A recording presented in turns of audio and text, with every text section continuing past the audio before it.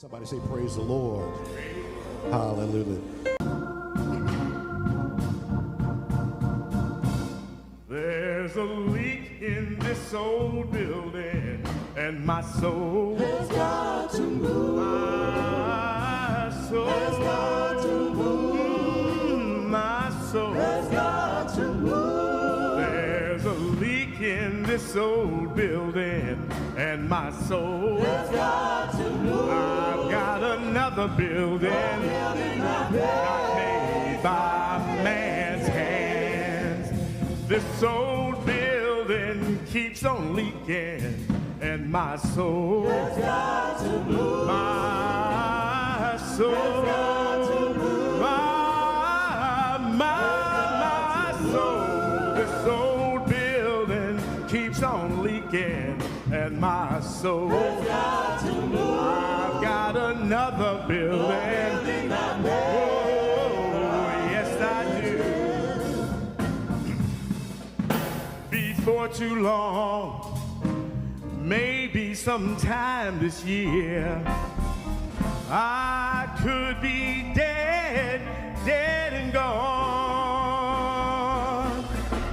But before I go, I just want to let you know I'll be living in my brand new home.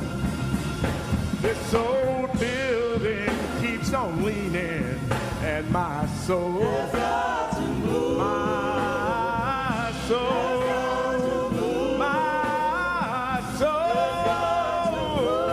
This old building keeps on leaning, and my soul has got to move. I've got another building.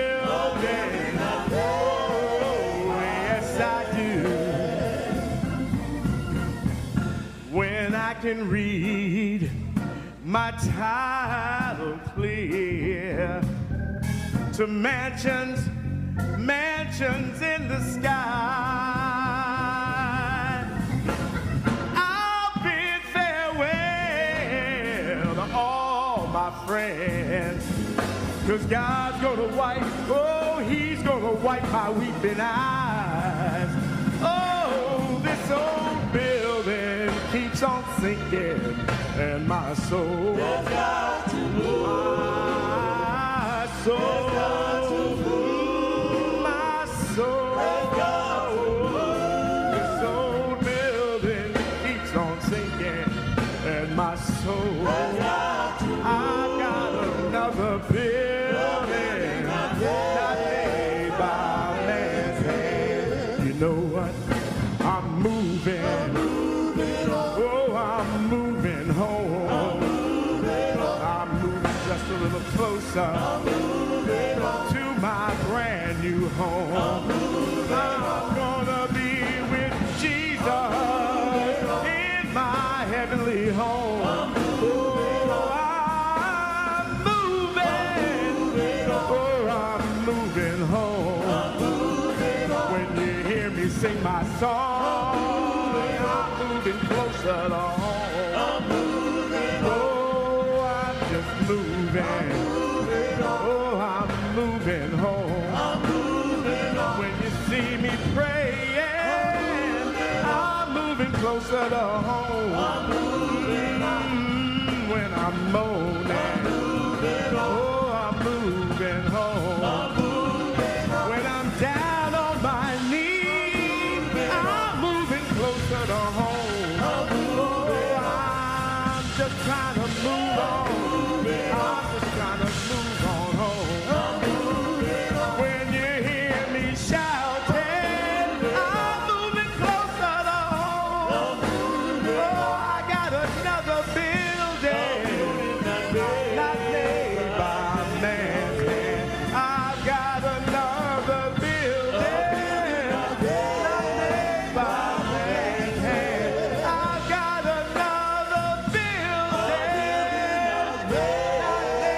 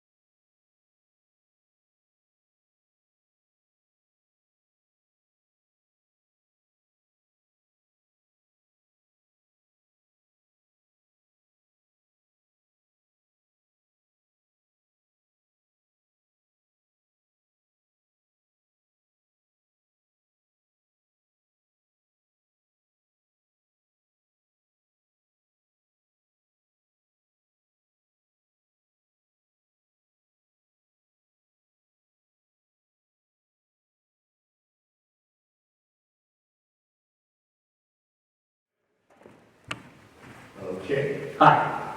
I'm Alonzo Winford III, a longtime member of Parks Chapel AME Church, which is presently located in San Fernando, California.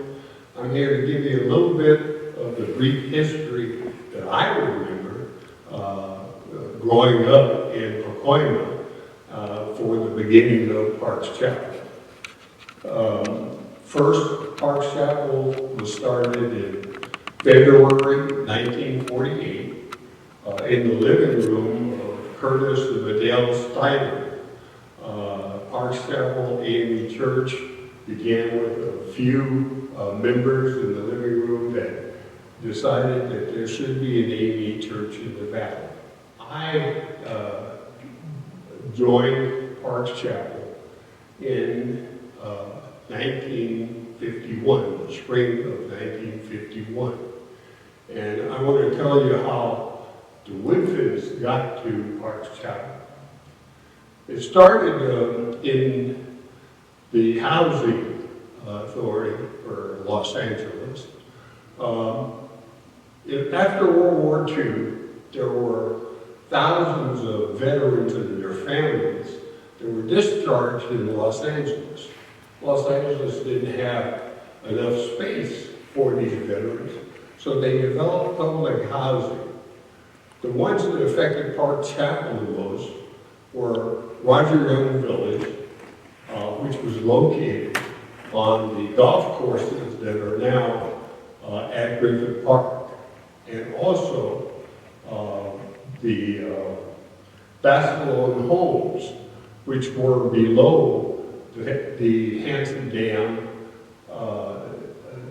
over in Pacoima.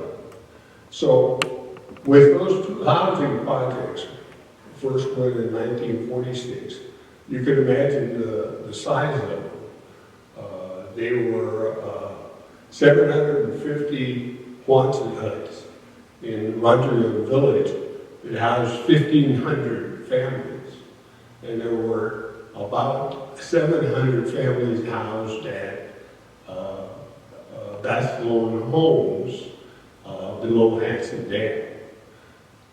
These were temporary housing, so the veterans and their families had to leave those housings. And for us, the Woodfins, the opportunity came when, in 1950, the Joe Lewis homes were born. Joe Lewis homes were built. What happened was the builder in those days, Pacoima had lots of empty fields, land, and so the builder decided to build about 93 homes on the corner of Paxton and Herrick and Glen Oaks. And those homes were advertised only to black families via black media. At that time, the black media was either a newspaper or radio. And so, with that being said, we were able to move our family from Roger Young Village to the Joe Lewis homes, one of the fortunate few families. The cost for those homes was very small, $5,000 for vets. And we moved in on Halloween night, 1950. That's October 31st. Now, how did that impact Parks Chapel? Well, during that time, Parks Chapel was very few members, but as the homes, the Joe Lewis homes first, started having a number of black families, those families then started looking for churches. In that time, there was only 2 black churches in the valley. The first one was Greater Community Baptist Church, and the second was Parks Chapel AME Church. So in 1951, my father in the spring of '51, sent me at the age of 9, my two sisters, Ira, who became Reverend Ira, and Young.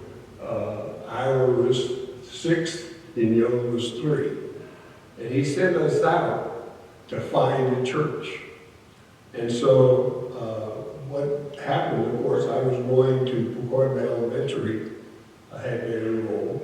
So I went down Herrick, and the only church I saw at that particular point was a Catholic church, Guardian Angel. And so I took them in, and we went in there to Guardian Angel. And what happened was I just didn't feel comfortable. The reason is because there was a lot of standing and then kneeling and then sitting and then doing things that I had not seen before. So pretty soon I left.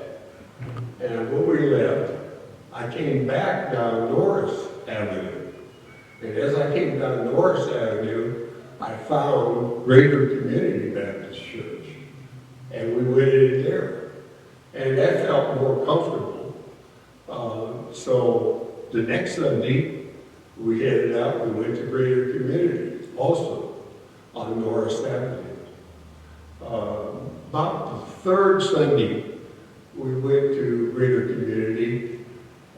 After the service, I was leaving, and we went down Norris and got to Fillmore, and I heard music, piano play. And I said, that sounds like church music. It was coming from the garage on Norris. The house was on Fillmore. And so I took my sisters in to the garage, and sure enough, that was where they were having services for church. Turns out that was Parks Chapel AME Church. And because the music, everything was so much, so comfortable. At that particular point, I took my two sisters and we joined. Of course, being 9, I'm sure they contacted my parents later on. But we went home, and I told my father that we had found a church and had joined. Little did I know that my father had grown up at Ward Chapel in Memphis, AME Church, and that my grandmother was a mother of Ward Chapel AME Church. So my mother and father then joined, and we had then a number of members that were increased coming from the Joe Lewis homes as well. Then what we didn't know is that the garage got to be too small. So they, again, put up a tent. And the tent was just temporary because they had already ordered a church that was located on Van Nuys Boulevard in Laurel Canyon that was being moved to a site at Bradley Street, 11155 Bradley. But while they were waiting for the house to be moved, they, of course, we had worship service in the tent. The house was finally moved onto the lot, but it was on blocks, big wooden blocks, because they had to wait for a permanent foundation. And as I recall, the winds came, if you've been in the valley, you know about the winds, and blew this tent down also. And what happened was under Reverend Burnett, he was the first minister that I remember, Reverend Burnett, he decided that we would worship in the church building that had been moved on the lot, on the blocks.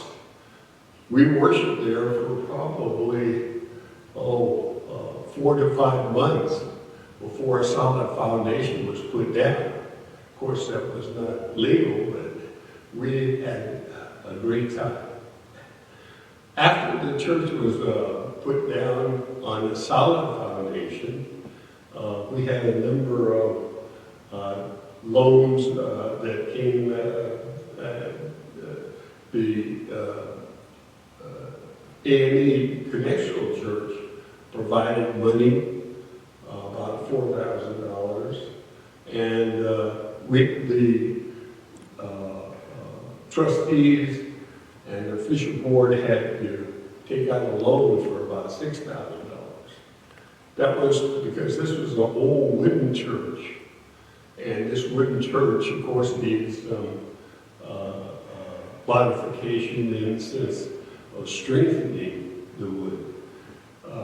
And so that was accomplished in the spring of 1952. The church was set on the ground, and we began to have regular services there. Now, about 2 years later, because the church was there, the loan from the AME Connectional Church was forgiven, and we were able to secure enough money to change the outside of the church. The church was an old wooden structure, but they were able to stucco the church. And in those days, where the church was, it was all empty fields around all the way over to the Julius homes in that area as additional homes came in. But you could see the church building from Herrick Avenue. And so what happened was the stucco was pink. And hence the church got the name of the Little Pink Church. And that pink church could be seen from miles around, and you knew where Parks Chapel AME Church was. That brought us through the 52. But the church grew and grew, but also all around the black community, tracts of houses were being built. And by 1957, there were at least, as you can see, the tract houses went all the way across Glen Oaks, all the way up, almost to Foothill. They went to the Pacoima Dam Wash, heading towards the San Fernando. There was a number of homes that were built, and then, of course, this is before the freeways. And so there was a thriving black community. But at a certain point, 1959, I then joined the Marines and left.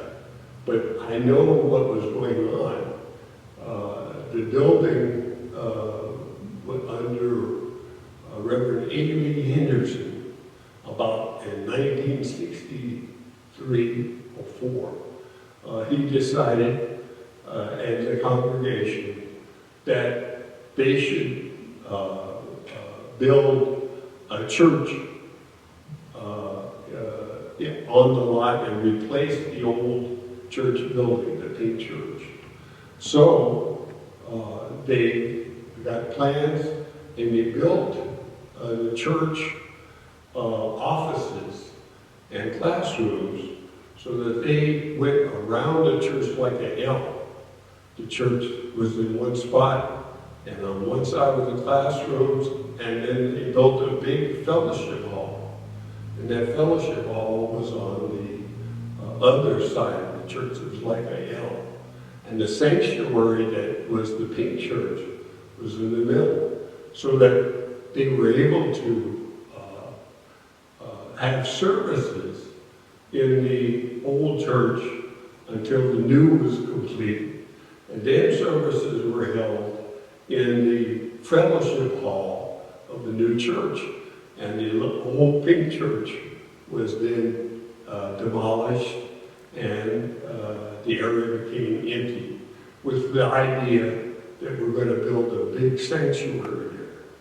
Well, the big sanctuary never came, but we continued to worship in what was the fellowship hall. And if you go to 11155 Bradley today, you will see where that building is, with a long line of on one side, and where the sanctuary was, it's been converted by a trucking company, but you can still see where the fellowship hall was. So, and the reason that we had to move covers a long period of time, mainly because it became more commercial around the church. And so that commercial area made it not conducive to the church, because we had several break-ins. We had graffiti every Sunday morning. So essentially, after a period of time, under Reverend Darrell Walker, we decided to sell the church and buy some hillside property. Our fellowship hall and classrooms, they were sold, and with those funds, we purchased the site on the hillside. And having purchased the site, we had to draw up architectural plans for a sanctuary there on the hillside. That was completed, but then there became a problem. The soil engineer said that the soil of the hill that we bought the property from would not support the designs that we had. And then we had Reverend C. Jessel Strong. So under Reverend C. Jessel Strong, he wanted a circular dome and felt that that would be able to be on the hillside and the soil would be okay. But in order to do that, we had to get new preliminary drawings of the dome and structure. When that was completed, it was presented to the soil engineer, and it was not approved either. In the meantime, under Reverend Darrell Walker going back, we began to have services at the Oddfellows Hall here in San Fernando. We continued to meet at the Oddfellows Hall, and after he was there about 2 years after he left, we came under the services of Jordan Davis.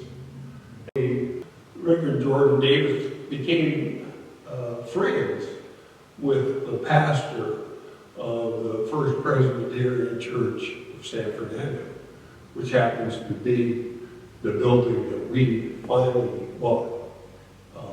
So in being friends with him, we were able to, in the early 90s, begin having services in the afternoon at the church building, the beautiful church building that was the First Presbyterian of San Fernando. The Presbyterian board, because of their declining membership, decided to sell the building. Jordan Davis became friends with the pastor at the First Presbyterian Church of San Fernando, and he allowed us to, after a while, to have afternoon services in their sanctuary. And when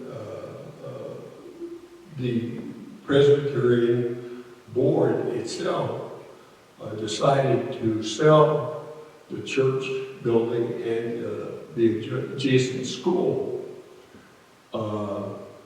The pastor let Reverend Jordan Davis know, and we put in a bid for it. What we had, well, before I would do that, we tried to figure out how we were going to be able to afford such a magnificent structure. Reverend Jordan Davis called in Reverend Mark Whitlock, and he came and he looked at our financial status.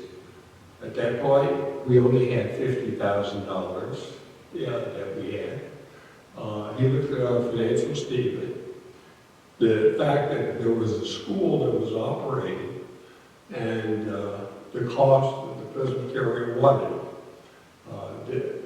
When the offer from the Presbyterian was that because of the '94 earthquake, they had a $150,000 loan from FEMA.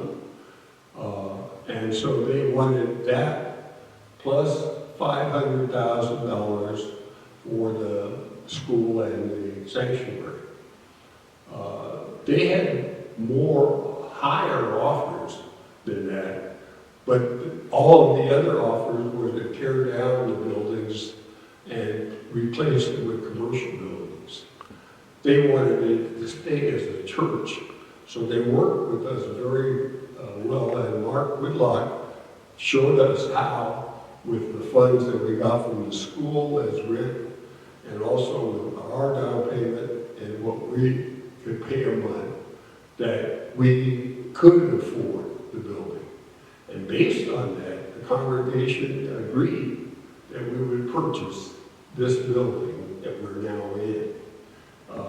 When the presbytery were kind enough that they took back the note, we didn't even have a bank involved.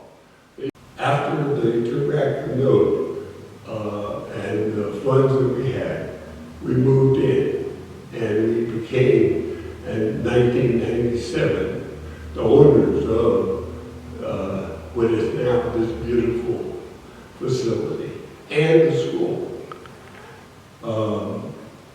Later on,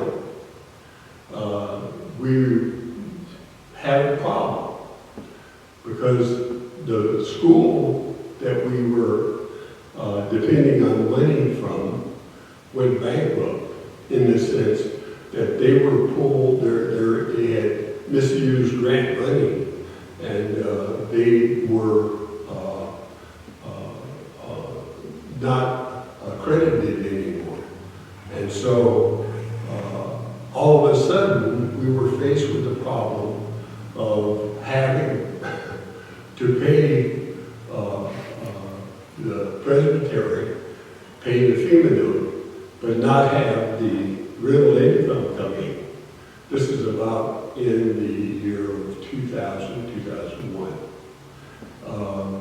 So we were in dire straits, but we continued to pray. And an organization called Pueblo y Salud came and offered to buy the school.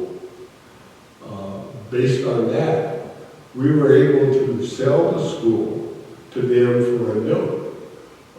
The note, we sold the school for $800,000, and this all went well again for a number of years, but soon they began to miss payments, and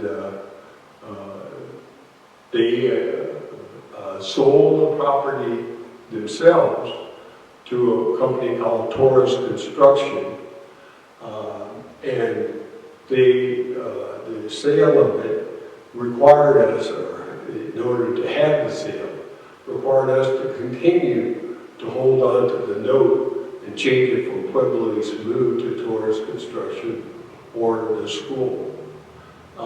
And so we did that, and it became very helpful for us, because in 2015, the note came due, and we were paid off on the note. And the funds we received paid for the FEMA note, that amount balance on the FEMA note, and the balance on the mortgage for the church sanctuary. And also for the balance on a parsonage that I didn't even begin to discuss how we got. But we had a parsonage also that had a note of somewhere around $270,000. So having done that, we were fortunate and blessed by the Lord to have paid off all of our debts and still have approximately $300,000 left over, which we then invested. That brings us to today, but that is a portion of the memory of Parks Chapel.